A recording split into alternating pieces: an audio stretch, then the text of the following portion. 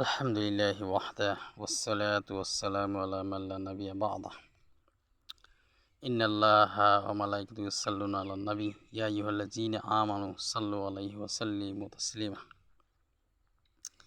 আল্লাহ সুবহানাহু ওয়া তাআলা কোরআনে কারিমে সূরা আহজাব 56 নং আয়াতে আল্লাহ সুবহানাহু ওয়া তাআলা বলেন, ইন্নাল্লাহা ওয়া মালাইকাতাহু ইউসাল্লুনা আলান নবী, নিশ্চয়ই আল্লাহ তাআলা নবীর প্রতি রহমত নাজিল করেন। ফেরেশতাগণ রাসূল সাল্লাল্লাহু আলাইহি সাল্লামের প্রতি রহমত প্রার্থনা করেন।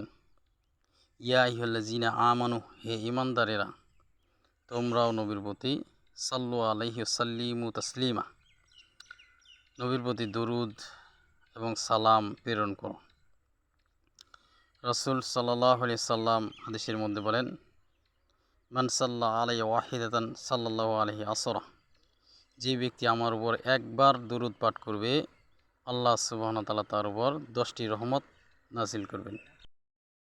আল্লাহ তাআলা তার 10টি মর্যাদা বৃদ্ধি করে দিবেন এবং তার 10টি গুনাহ মোচন করে দিবেন। এরকম আরও অনেকগুলা ফজিলত রয়েছে। তাই রাসূল সাল্লাল্লাহু আলাইহি সাল্লামের প্রতি আমরা বেশি বেশি দুরূদ পাঠ করব। দুরূদ পাঠ করা একটি গুরুত্বপূর্ণ ইবাদত।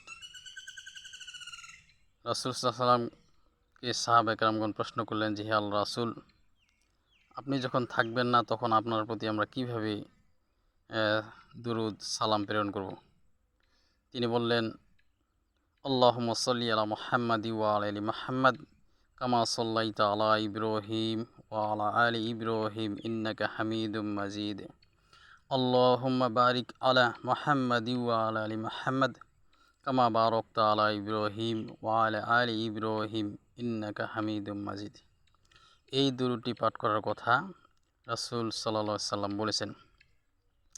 তাই আমরা বেশি বেশি এই দুরূদটি পাঠ করব এবং আরও অন্যান্য যেই সমস্ত দুরূদগুলো রয়েছে সেগুলোও, আল্লাহুম্মা সাল্লি আলাইহি আল্লাহুম্মা বারিক আলাইহি, সংক্ষিপ্ত দুরূদ, সেগুলোও আমরা পাঠ করতে পারি। তাই আমরা আল্লাহ সুবহানাহু ওয়া তাআলার কাছে আমরা দোয়া করি, তিনি যেন আমাদেরকে রাসূল সাল্লাল্লাহু আলাইহি সাল্লামের সুন্নাহ অনুযায়ী আমাদেরকে দুরূদ পাঠ করার এবং অন্যান্য আমলগুলো করার তৌফিক দান করেন। আল্লাহুম্মা আমিন।